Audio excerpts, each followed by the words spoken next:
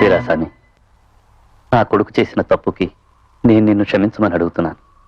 వాణ్ణి కన్న పాపానికి నువ్వే శిక్ష విధించినా నేను అనుభవిస్తాను. మీరెందుకు నన్ను క్షమించమంటాం? తప్పు చేసింది వీడు. దీనికి ఒకటే పరిహారం, వీడు అమ్మాయిని పెళ్లి చేసుకోవాలి. అన్నయ్య, నేను అమ్మాయిని పెళ్లి చేసుకోను అన్నయ్య. ఎందుకు చేసుకోరా? ఆ అమ్మాయితో తిరిగానని ప్రేమించాను నువ్వే ఒప్పుకున్నావుగా, మరి పెళ్లి ఎందుకు చేసుకో? ఏమిటి నువ్వు అనేది? ఆ అమ్మాయికి 4 అక్షర మొక్కలు కూడా రావు. ఆ అమ్మాయికి రావురా? నువ్వు చదువుకున్నావుగా, నీకు తెలివి ఉందిగా. ఇదంతా నువ్వు ఆ అమ్మాయి వెంటపడి తిరిగే ముందు, ప్రేమించే ముందు ఆలోచించాలరా. నీ ఇష్టానికి మార్చడానికి ఆడపిల్ల ఏమైనా భుజం మీద వేసుకునే తువ్వాలా? ఇది నువ్వు చదువుకున్న పట్టణంలో నాగరికత అనే పేరుతో సర్వసాధారణం కావచ్చురా, కానీ ఇది గ్రామంరా. ఇక్కడ మానవత్వానికి మట్టికే మర్యాద. నాగరికత లేకపోవచ్చురా, కానీ న్యాయం ఉంది. మర్యాదగా అమ్మాయికి నువ్వు తాళిగట్టు. ఈ అమ్మాయిని చేసుకుంటే మన కుటుంబ గౌరవం, అంతస్తు, మర్యాద ఏమవుతాయి తెలుసా? ఏంట్రా కుటుంబం, అంతస్తు, మర్యాద, గౌరవం అని వాగుతున్నావు? చూటుగనరా, వాళ్ళకి డబ్బు లేదు, అంతస్తు లేదు, పేదవాళ్ళు అంతేగా.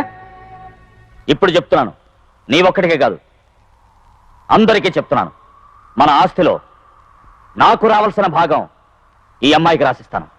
రై, ఇప్పుడు గంటరా తాళి. ఎవరు ఆస్తి, ఎవరు ఎవరికి రాసిచ్చేది?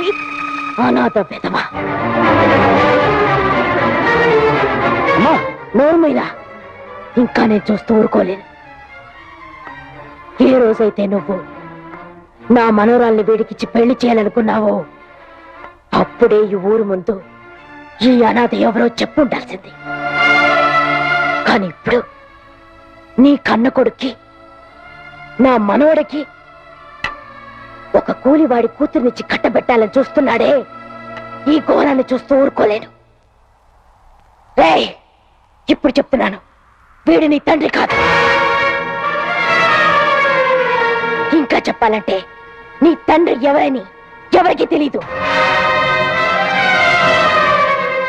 నీ అమ్మ ఎవరు, నీది ఏ జాతి, నీ కులం గోత్రం ఎవరికి తెలీదు.